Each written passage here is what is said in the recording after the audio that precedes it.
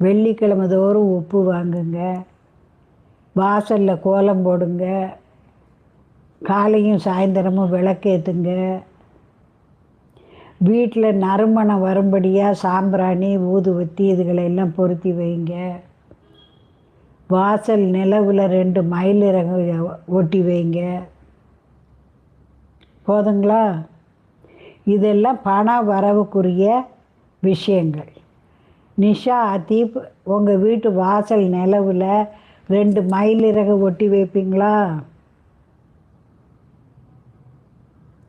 மருதாணி செடி வாசலில் வைக்கலாம். துளசி தொட்டி,